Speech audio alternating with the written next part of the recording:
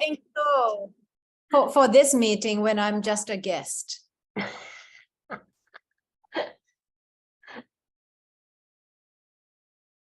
Okay, it's 1:05.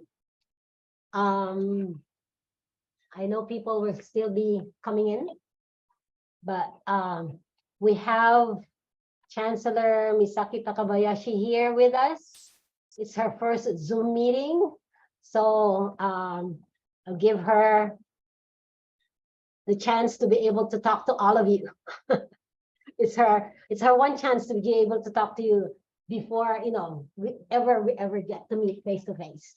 But Chancellor, go, take it away. Okay, thank you, Maria. Okay, so the first thing I want to say is aloha to everybody, and to those of you who were able to come join us for the ceremony this morning. Thank you. It was an incredible show of elements around us on campus. First of all, a lot of the campus community folks came out to greet not just me, but our collective new beginning. It's been raining and blowing winds, and it's just kind of, we can tell that things are moving, elements are moving, and we are in the middle of a significant change for Kapiolani. And just wanted to thank you for being there and for that warm welcome. I also want to spend a couple of minutes acknowledging my sincere thanks to Maria.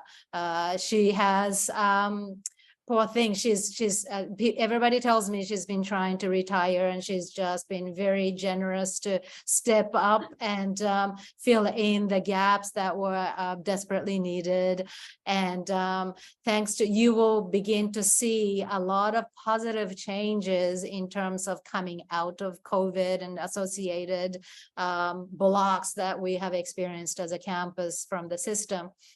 And that's not, I would like to take the credit, but it's not me. It's Louise and Maria just soldiering on despite the challenges, and because of that, we're going to be seeing the fruit of their labor, and that's going to help us pick up the productivity again. So this is your first day back as Vice Chancellor for Academic Affairs only, Maria. Congratulations. and mahalo nui for your hard work burning the candle on both ends. So thank you. Oh, thank you so much. Well, the campus has been very nice with me for the last 2 months. So they did not give me any headaches or anything. So it worked well. And it was an opportunity to learn more about how the whole thing works. But thank God it's only for 2 months. She keeps mentioning May for some reason. Yeah, thank you. And yes, and then this is a wonderful actually set up a campus Zoom so that everybody has a chance to get together, at least in the virtual space. One thing, folks who attended the ceremony this morning, it might have been the first time in a long time that you saw each other. How was that for you? Was it weird? Was it wonderful? To me personally, it really, coming back and seeing people and then honeying and hugging and just kind of feeling each other's warmth around it, that does magic to me. And I had forgotten how much I had missed that. I've been telling people, because I've been in Japan for the last 5 years, coming back, I had forgotten how much I missed the smell of lei and the people's hugs.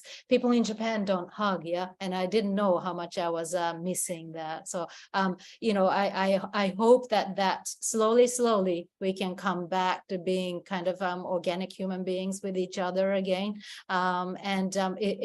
It's really it was it's really wonderful to be with you in person.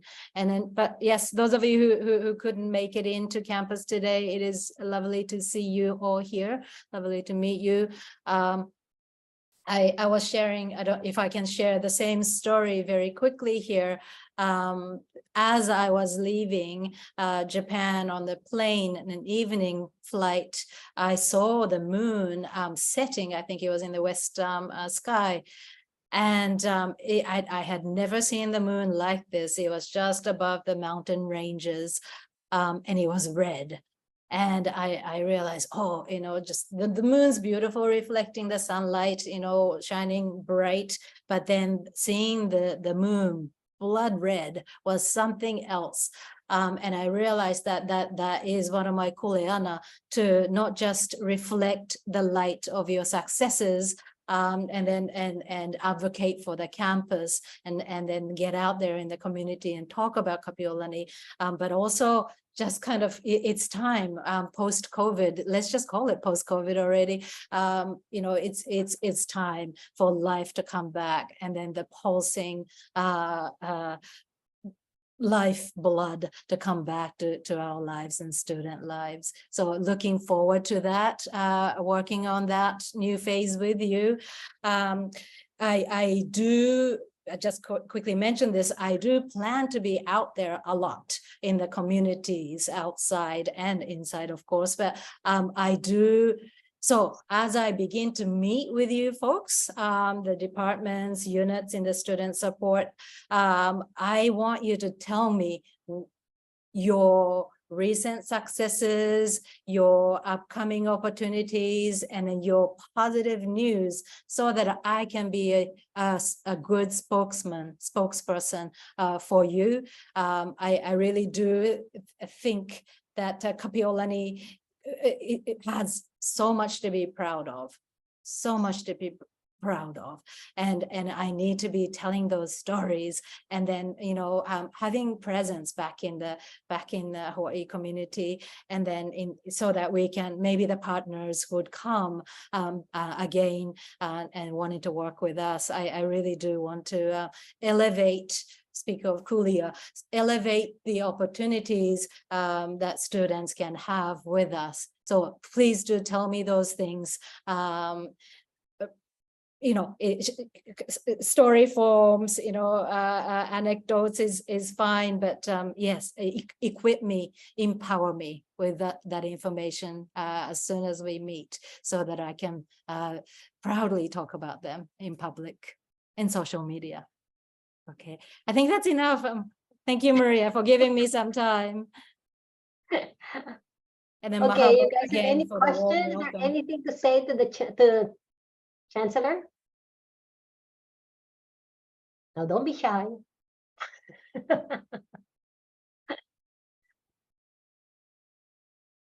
Since No? I'm Oh, since go. I'm the shyest person, I'll speak Okay, first. I know you are.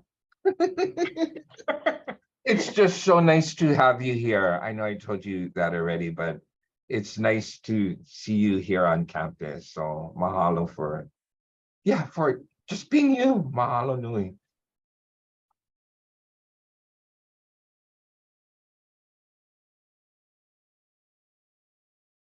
Okay, if there's not, okay, so for this Campus Zoom, I know I promised you last time, I'm not gonna be the one running the show, but since it's the Chancellor's first day, so maybe I should do it today, and then by April, she's gonna take it on. Thank you. That would avoid disaster. No, you cannot do that. You're gonna be fine. Okay, just announcements. VCAA search, we have the campus forums on the 8th of March. So that would be next week, Wednesday, 1 week from today. So if you could go to the campus forums, meet the finalists, there's 4, and ask questions, and everybody's, do whatever so that we can pick the right person for our campus. That would be great. I think your comments will mean a lot in making the decision on who should be on this seat sometime in May. Okay, so please attend the campus forums, which is on the 8th. Darsh, you want to say anything? I just added the link to the chat. So all the information is updated on our website. So you will see the information about the 4 finalists as well as the timing. The first 2 finalists are coming virtually to us via Zoom because they're unable to travel, but the last 2 finalists would be in person. For all the open forums, you're more than welcome to come in person at OHIA auditorium. But if you're unable to make it, there is an alternative to access via Zoom. It would be a webinar setting and you would be able to input your questions through Padlet. The same format that we adapted for our Chancellor's open forum setting. But if you have any questions or concerns, please do reach out to me. Thank you.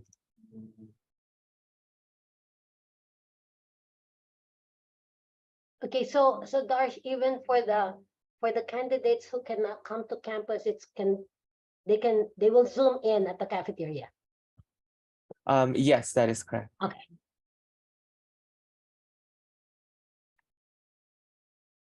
Okay, so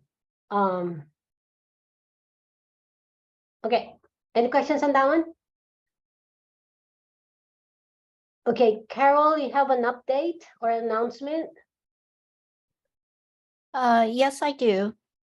A couple of weeks ago, you may have seen a big announcement coming out from the University of Hawaii Community Colleges about the Good Jobs Hawaii, which is another name for HANA Career Pathways, Good Jobs Challenge, and Oahu Back to Work 3.0. Those are 3 grants combined, and among them, they bring to us $35 million of training money. The training can be offered by credit as well as non-credit. The credit programs can be certificate programs of 1 year or less.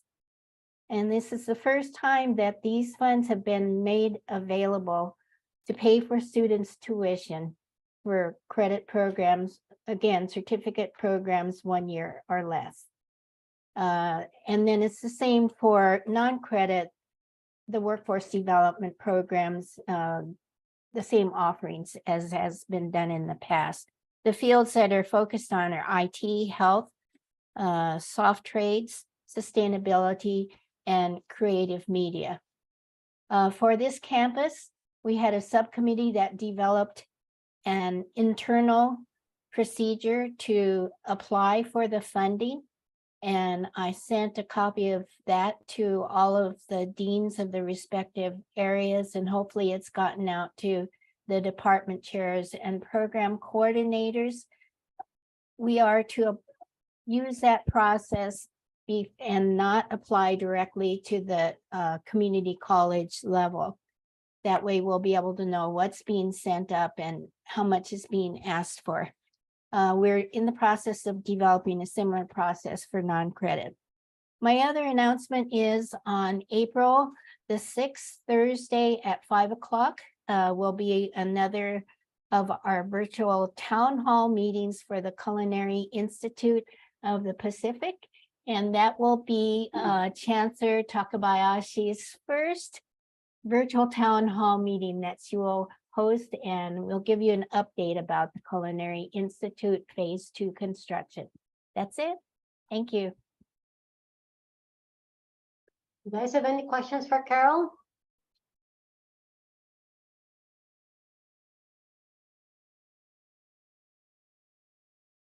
Okay, Sean, are you here? Or Takashi?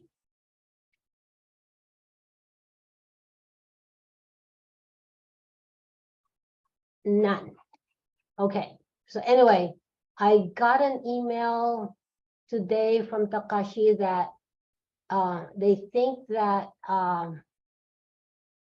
the international students will need to take 9 credits of face-to-face or hybrid classes starting fall. So as you work on your schedule of classes, please think about that one. We need to have courses for our international students when they come in fall. And I think that's going to be a requirement, because if they're not, we don't have anything to offer, they're going to go somewhere else. There's Sean. Sean, you want to talk about what Takashi sent me this morning about the needs for our international students?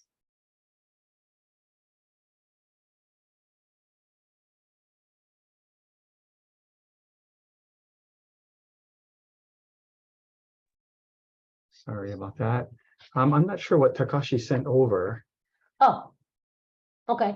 but in general, He got something from Serve SEVP. What's that? well, SCVP, yeah. Yeah. And he says that our international students will need 9 credits. They have to take 9 credits of face-to-face or hybrid starting fall. Oh, starting fall, that information must have just come out. I didn't see that one yet. So he sent that out. He sent that out to you this morning. Yeah. Okay. Well, Yeah. I just wanted the campus to think about it, because Yes. as they work on the schedule of classes, Yes. we need to have classes for our students. We don't want to Yes, lose please. them. Yes. And I mean, I think Takashi said it too before, the CVIS regulation doesn't distinguish between hybrid and in-person class. It would be helpful if we had more meetings in person, but we also understand that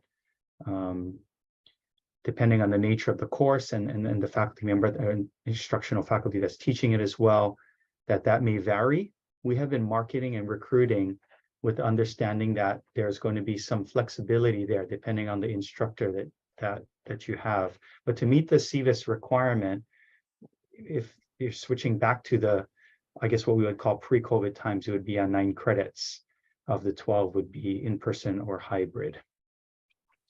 Which means, yeah, we have our staff tomorrow. I must have missed that. I didn't hear it from Takashi and I saw him this morning, but we typically, all DSOs get that alert, unless he received that from the regional coordinator, and that's possible because he's the PDSO. So he would receive, he's the liaison for us between CVIS and here. But we will, yes, we should be thinking about more in-person classes just by nature of certainly the CVIS regulations, but also in terms of what the students our international students really want to be on campus. And so the more that we can offer some of those course offerings, I think it would be easier for us to recruit, but at the same time, we want to work within the flexibilities of what the faculty is putting out there. So I think the key is communication. But if CVIS is laying that out there, saying that we're going to be that 9 credits in person out of the 12, I guess as a campus and under Chancellor Misaki as well, we need to make a decision whether or not we're going to pursue them as a targeted population to drive to the campus. If so, then we should be offering courses that would meet those regulations. And of course, the last 3 years, because of COVID, they've given flexibilities. But I will talk to Takashi about that, because I didn't see an email on that quite yet. So he might be receiving that directly from the regional contacts. So I'll It's check a in with him. We broadcast. have staff as well, huh? Sean, it's a broadcast message. that Okay. They are continuing to discuss that one. Okay. I'll It's check. still a discussion, but he said, let's just assume that it's gonna be that. Yeah, we know that it's coming. So regardless of whether it's fall, if they extend, because honestly, we've been receiving similar types of messages. I must have missed the most recent. We've been receiving that for at least a year and a half. Oh, okay. But this one might be, I mean, it seems so, honest, everything that we hear is moving in that direction of going back to those pre-COVID guidelines for as far as CVIS is concerned. So whether that's going to actually be mandated from fall is something that we've been telling the students. We have been informing the students to be prepared every single semester, because these renewals have been, they go for it's like one academic year from fall to spring and inclusive of summer. And so, well, actually fall and spring, they don't count summer. So that's why the end of this spring is the end of the most recent renewal. They have been doing kind of 1-year renewals, and they notify us around this time every year. And then they kind of say similar things. We're gonna, they either say we're gonna extend, or we're kind of discussing, but we know that most of our colleagues across the US that are hosting F1 international students, they are all back to on campus. And they and whether you know, the institutions are mandating that they take the classes before CVIS tells them that they have to. And this has been happening at least for a year. No, it's about I think we should move in that direction, regardless of whether it's going to be mandated for fall. But it's you're absolutely right, Mary. We do need to have that discussion in the front end to be sure that we have those things in place. I know that between Maria and Navaa was also in part of those discussions, that there were a list of courses that Navaa was also advocating for to help us ensure that we were focused on the newly admitted students. But what this regulation is saying is everybody. So newly admitted, we typically are around about 100. Right now we're low because still COVID. I think when we offer more in-person classes, we will certainly have, you know, everything we hear from on the recruiting end is that parents don't want to send kids here and then be at home or partially on campus. They do want to be on campus. And so we anticipate that with more course offerings will come more international students. That's what we've been hearing, at least. What percentage and how much more, we're not sure. But pre-COVID, we were at about 650. And then that dropped down to about 400, maybe about 300 during COVID. But there were still somewhere around 100 students that were continuing to take classes with terminated I-20s from abroad, which during that time was allowable. So that was acceptable. And then now we're on the back end of this, where COVID seems to be reinstating or at least discussing reinstating for fall. But once they mandate that, we don't have a choice. If we don't have classes, we will only have the choice to transfer them out. Because we won't be able to meet the guidelines. So if we place a value on having those students on campus and continuing to recruit for them, we would need to have that discussion to ensure that we do have sufficient number of courses, not only for newly admitted students, but existing. And right now, the international F1 number is about 400. So we're talking, we're looking at about 400 F1 international students, and then the newly admitted students. But with the newly admitted comes also the graduating students. So there's a little bit of fluctuation there. But we would need to be prepared to be able to offer those individuals 9 of the 12 credits to be in person or hybrid. Yeah. Okay, May I make a comment and ask a question, Maria? yes, go ahead, Carol.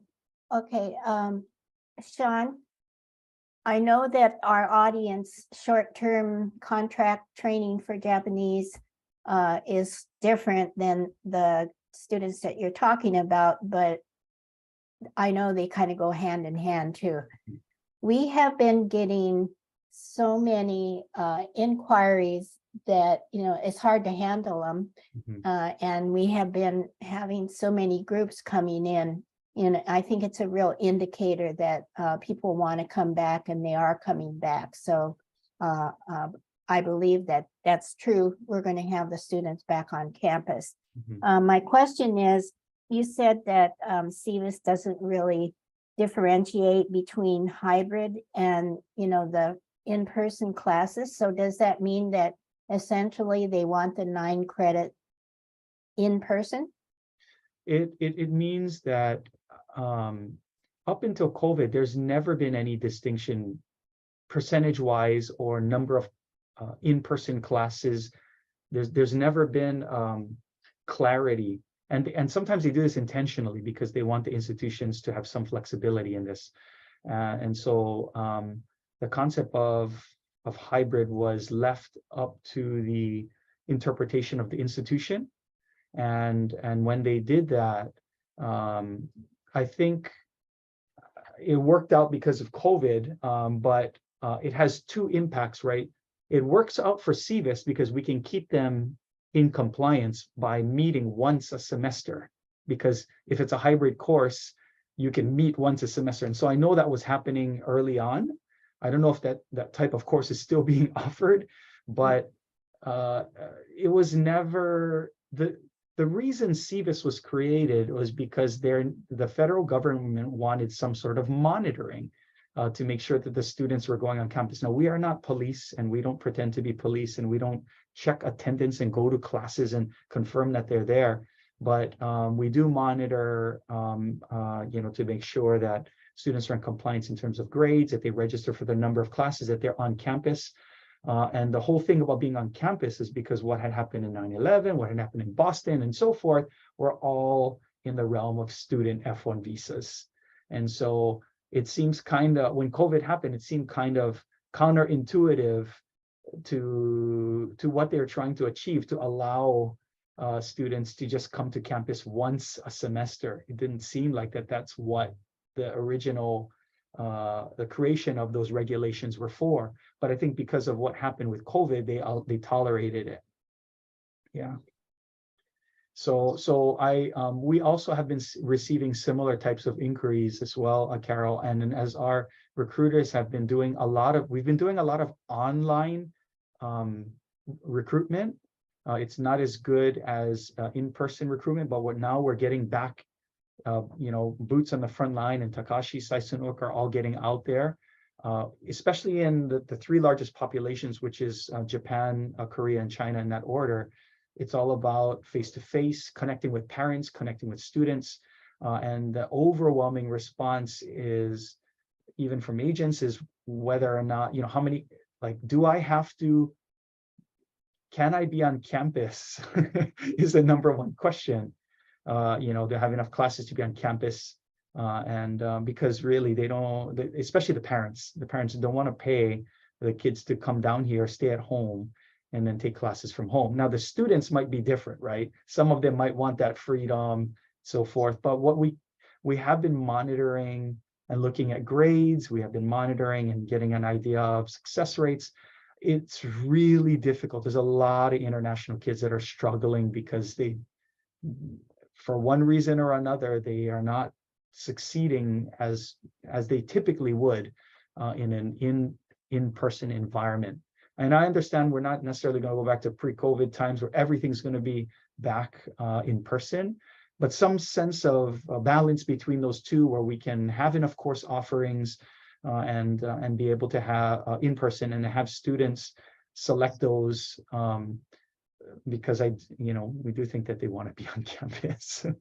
Yeah, we do think. Yeah. Thank you. Okay, thank you, Sean. So anyway, department chairs, as you work on your schedules, please consider what was just presented to us today. The needs of our international students. Yes, Noah. So, no, only because Sean brought up that we were working on the schedule. So you all know Tony Silva, yeah? Brother works like so quick. So I just saw in my email that on February 13th, he created a spreadsheet for us for our face-to-face classes. So it looks like our go live date for classes is it March 15th, department chairs? Yeah. Yeah. So when March 15th comes, I'll put in all the face-to-face and hybrid courses in this spreadsheet Tony created. And then on the second sheet, there's a request list. So you can, in the event courses are closing, you can put in requests so the department chairs can go in and look at what kind of requests we have for classes. And Tony put even the dates and times. Sorry, Tony, I didn't look at it on February 13th. 2 weeks late, that's not that long, yeah? No, it's very late. Sorry about that. But yeah, so we have it. Tony also put he has a video, so I'm just gonna listen to the video and it should be out to all the department chairs by the end of today. And if, Sean, I'll make sure I send it to you folks too. And maybe you, Michaeline, because the counselors would want to probably see it, yeah? I just wanted to follow up. Sorry about that, Tony. Good job. And thank you, Nava, as well, because the last couple meetings that we had with your team as well, which was obviously focused on the newly admitted students at that time, because these new discussions on potentially returning to pre-COVID guidelines for CVIS did not surface at that point. But your work in dealing with the academic counselors, it's difficult for us as an international students office to know what classes to identify for them to take. So your work in working with the counselors in the survey that you did, and then, generating getting this information and getting a feel for what type of classes, we may want to target for in-person or hybrid is very helpful. Because for us, that's the missing piece. We only know the regulations and we can only speak to what's happening there, but we don't know all the time, like, what they should be taking or what they are taking, or what are the more popular classes. And of course, if we were to just extract data based on the last 3 years, it's probably inaccurate because there are a limited number of courses. There's a lot of different influences, factors that were contributing to why students may or may not be registered for particular course, or course offerings just changed. So I think what you did, and even looking back earlier than the COVID times, was helpful. So thank you for your work there too, Navan. Oh, yeah, that's all the chairs there. Everybody, Yeah. yes, everybody. They bust out their wits and they just start going.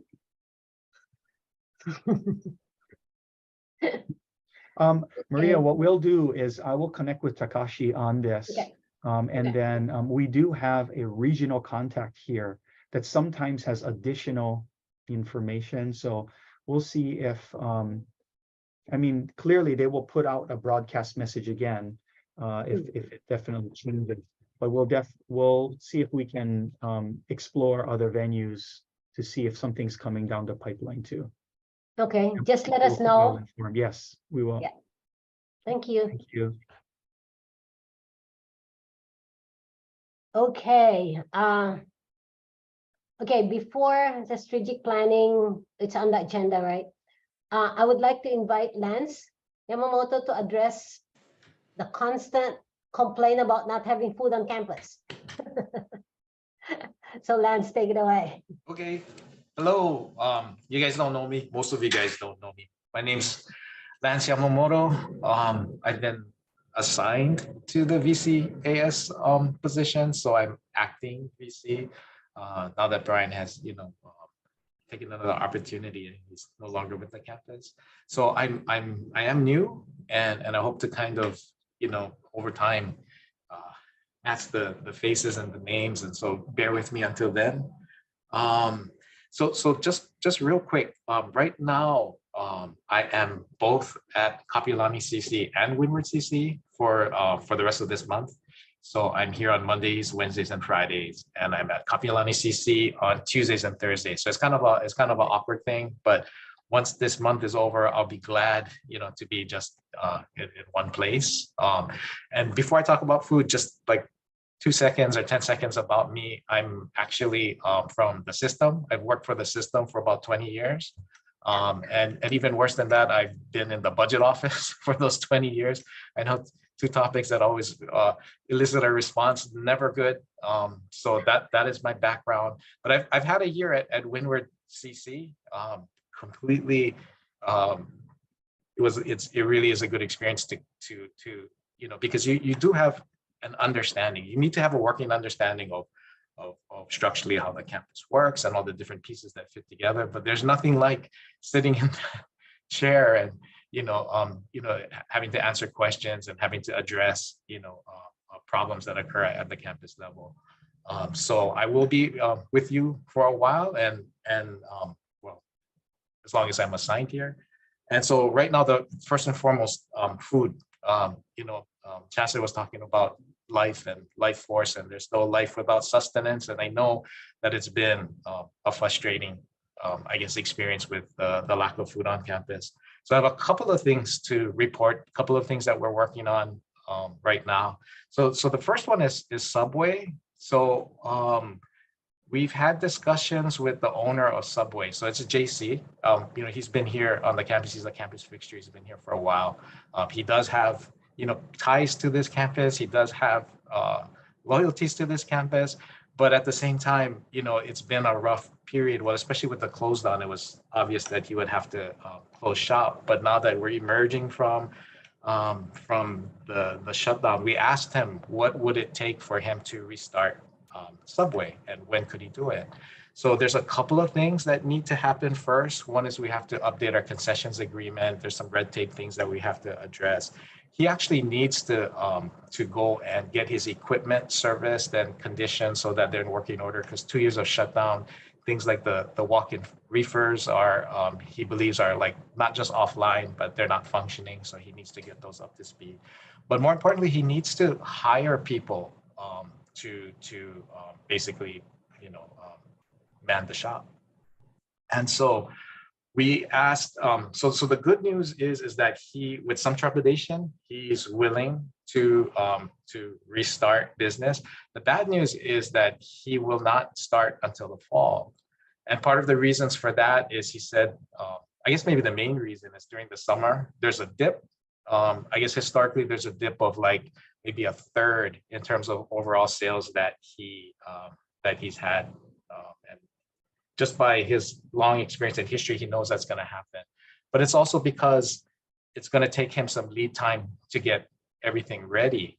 So we did kind of say, is there any chance that you can start in the spring? And then if summer is slow, we'd understand if you suspended operations for the fall. And he says, no, Lance, I can't hire people to be here and test out the waters for a month or so, and then say, oh, okay, come back in September. And, it's funny because, those things are completely lost on me. I'm sorry. I'm just like, we need food, please come, and not really thinking about what risks and what challenges as a business owner he has. So again, good news is that he is planning to open up in the fall. The bad news is, what do we do between now and then? Because there's still no food. And so I was talking to I was talking to Justin about concessions and agreements and contracts and those kinds of things, the red tape things that are involved with this. And he fired off like a couple of like really good ideas. And one is, that we're actually we're reaching out to see if it's doable. And one of it has to do with food trucks. And everybody's like, oh, food trucks, we've been through the food truck road before. There's a $5 food truck down, I think, in the parking lot.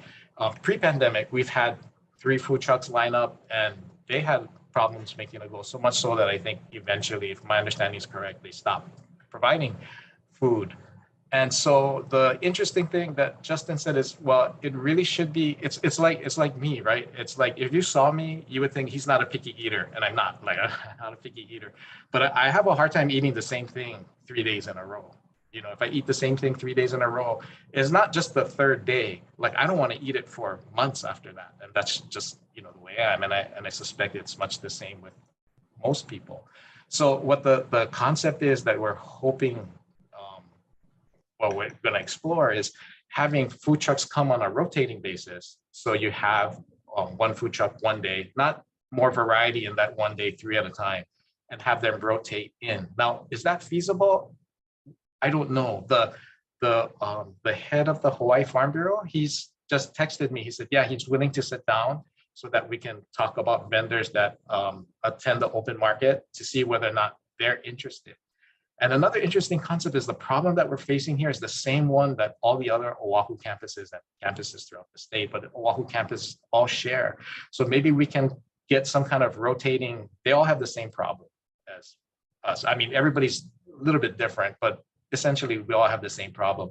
Maybe we can do something where the food trucks rotate between the campuses, one concessions agreement, one understanding of everything. We all have a common need. We don't need any particular vendor to be here 5 days a week. So maybe that would work. So we're trying to be creative and look at different options. Maria gave me some good options just this morning. She said, you know, in the bookstore, they have a Starbucks, but it seems to sell out really quick. And it seems like the selection of items are real limited, not just limited in terms of diversity, but just limited in quantity. And it's just gone. So why don't you, could you talk to them and say, hey, you know, if it sells out that quickly, maybe you should send more product. And what other products do you have, you know, that could, I mean, so we're going to have to chase down multiple items because in the end, only some of them are going to end up working.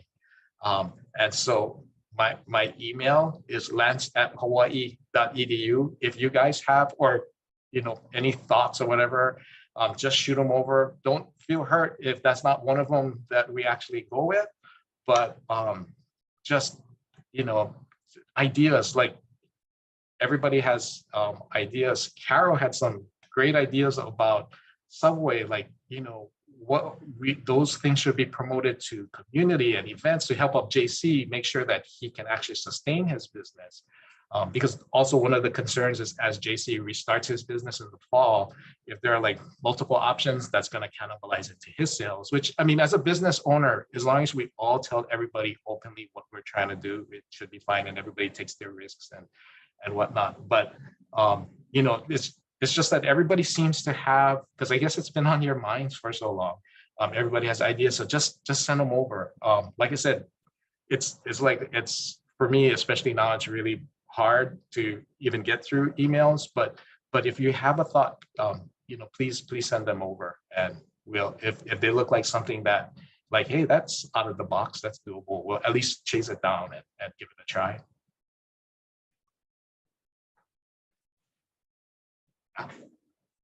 Right. Okay, any questions for Lance? Okay, Lance, if you see the chat, there's some things there. Oh, They're okay. looking for the Oh, rotating food truck.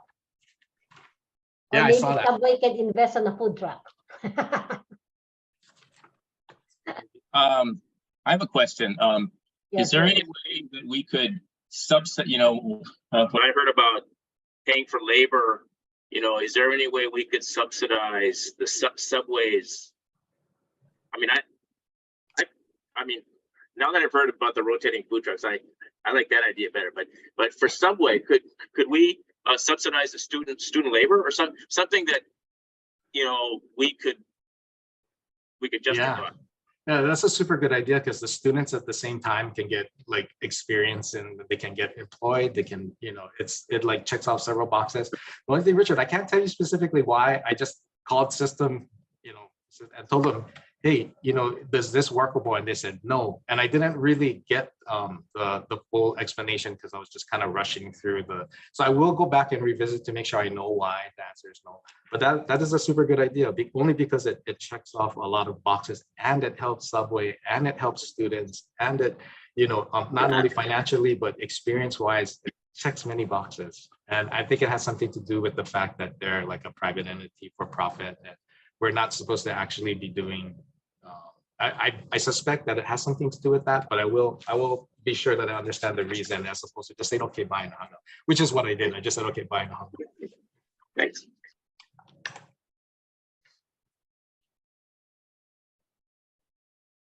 Okay, so Lance invited you to send your ideas over to him if you have any. So please do so. I mean, we'd like to have something going as soon as possible here on campus. So send in your ideas to Lance, please. Okay, Kara, you want to give us an update of the strategic plan? I certainly do. Thank you, Maria. I'm so excited to share our progress over the last month. So to kick things off, we're going to try to do the Cheap Woman's version of Kahoot. I have a Mentimeter set up. So I want us to give it a go, and you're going to have 2 questions today. So this way, instead of me always telling you what the mission is, this time I want to see if you all know, if you can guess it. So I have a little, so the quiz is here. So you have your QR code, and then I just dropped the link in the chat. And as we get going, Do you all see, can I get a thumbs up if you see the first question? Okay, thanks, Andy. I know, it was like, all right, awesome. So the first question is, what is our mission? So I hope that's clear enough. So you can see, is it A, B, C, or D? And this is our new mission. Which one is it? I can see people, don't scramble on your emails, just try to do it. And I see, let's see, I think there are, okay, 76 folks on here. So I want to see 75 responses. Okay, I have 6. Okay, we're getting, oh, we're getting there. So maybe I want to get like at least 25. Come on now. Like we can get a third, I think, of folks to just try. And I think that's a pretty big hint when you saw where everybody's going. But let's see. I'm gonna do one more peek. Okay, I want 2 more and then I'll shut up and move on. Let's see. Oh, that's something else that you all know. Oh, awesome. Okay. Thank you. So 28 folks and we have 29. All right. Thank you for taking the time to answer. So you all are correct. So thank you for that. So let's see, this first one, the first mission, does anyone recognize this one? Actually, it is Leeward. So that's what Leeward is using for theirs this time around. The next one actually comes from Windward, and only I changed, instead it was the region of the Koolau, but then I just put Island of Oahu there. So that's what Windward's working with. C is what we had before. And D is where we're going. And how much do we love it that it's so immediate because no one else can have this. So I love that we've incorporated Queen Kapiolani into our mission because it comes across so strongly. Okay, just one more question today. You're lucky, I was gonna do 3 now, but then it cut me off for the free version. So, oh shoot, sorry all. Let's see. So there you go. So now you can see it. And okay, here's a little, next slide. Okay, so what are the 3 directions as a campus? So you're gonna choose multiple ones. So we have strategic, we have our strategic plan, and then we have 3 directions that are kind of our blueprints, our guiding stars, our bigger buckets. All right, I bet that was that John Richards words. I think with the, okay. This is super helpful, thank you. So we're up to 7, just 8 people are on here now, 9, 12, okay. I love this graphic too. I'm kind of digging the graphic of the bubbles. So I wanna play with that later. This is really great, so let's see. I'm gonna wait until we have 25 participants at least, or up to 20. Oh, there we go. Just kidding, 30, we can do 30.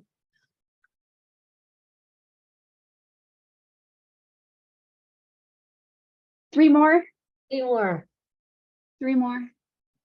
Let's show the new chancellor that we're active participants engaged in the afternoon.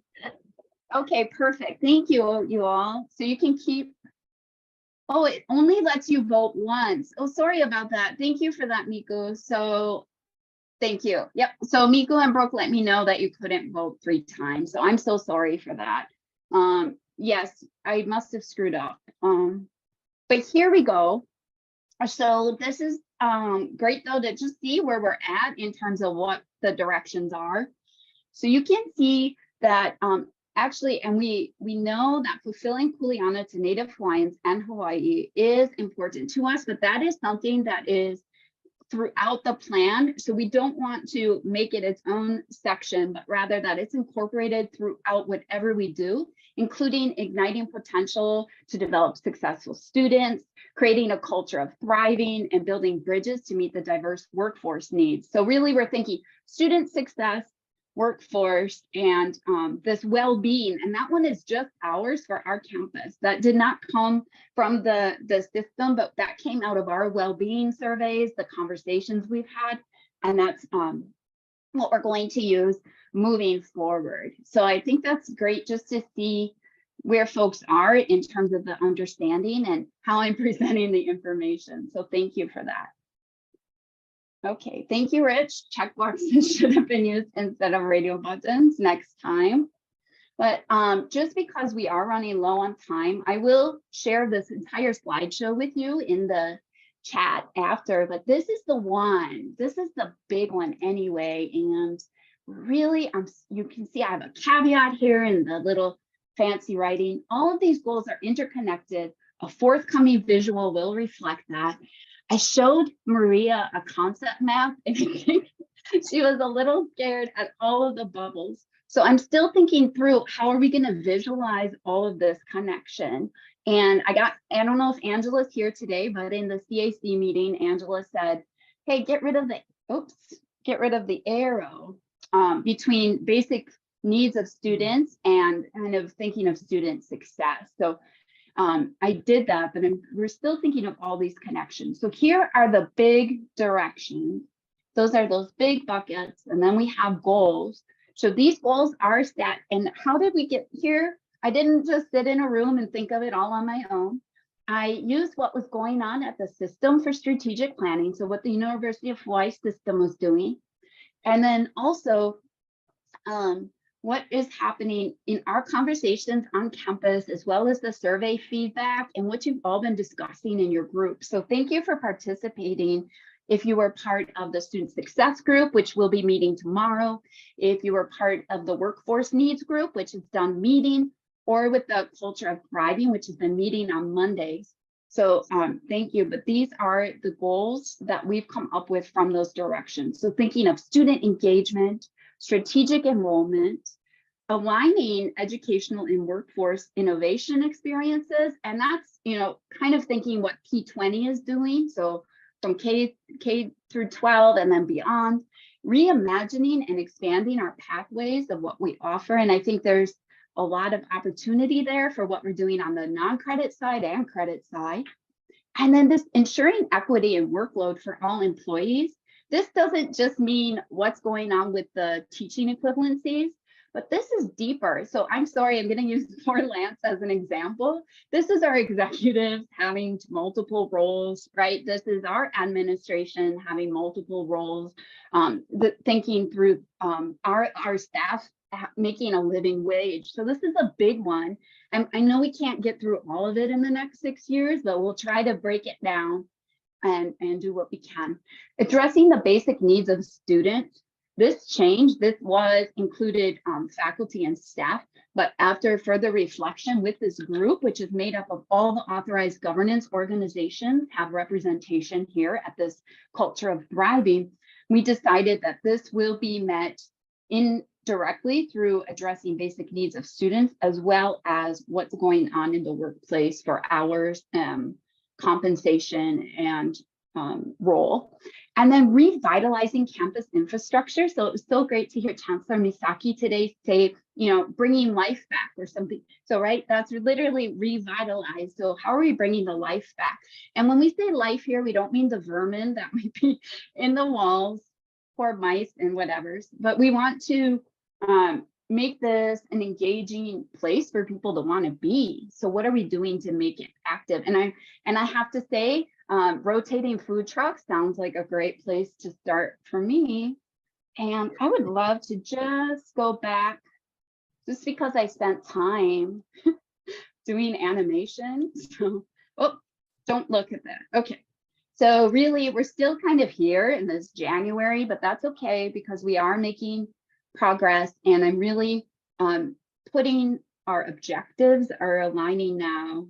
So we have this other layer of objectives, and that is aligning somewhat to what's going on at the system level with their objectives, as well as what patterns we're seeing from the strategies the different groups created. And then Kuleana Working Group will refine this holistically. And we're going to do kind of, I'm going to have each of those groups, those 3 groups of workforce, student success, and thriving community, thriving culture. They're going to take a look at their section and give feedback and make sure I'm capturing the essence of what they meant to say. And then also have the Kuleana group make sure that we are honoring fulfilling our Kuleana to Native Hawaiians and Hawaii.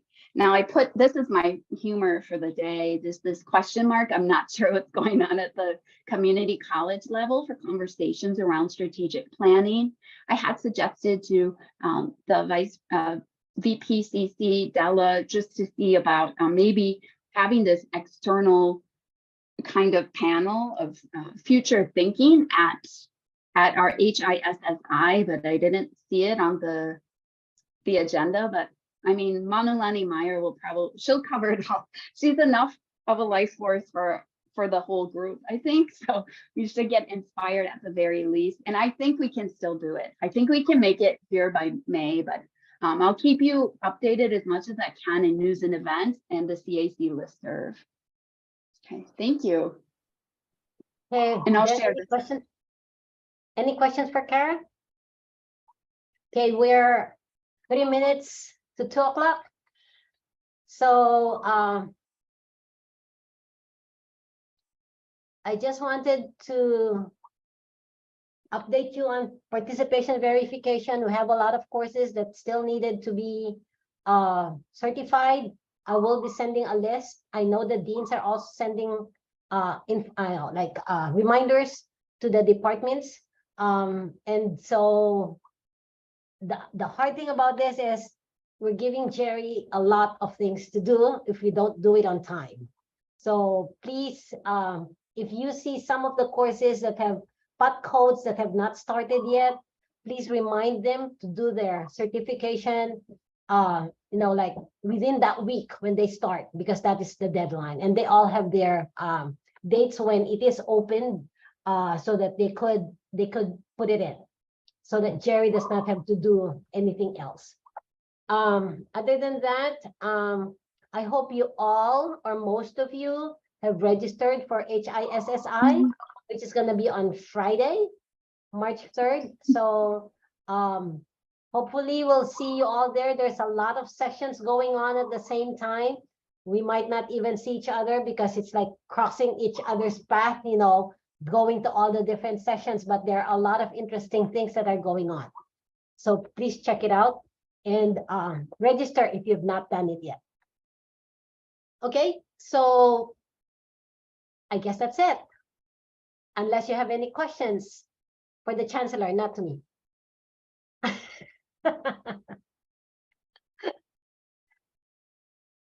Yes, Lance, you have a question? No, okay. Okay, so if not, thank you all for coming. The next time we'll have this, it's gonna be Chancellor Takabayashi who's gonna lead us in these discussions. So anyway, thanks a lot, everybody. Mahalo, Maria. I Bye. promise you Thank off the you. hook next month. Goodbye. Thank you. Bye. Riho.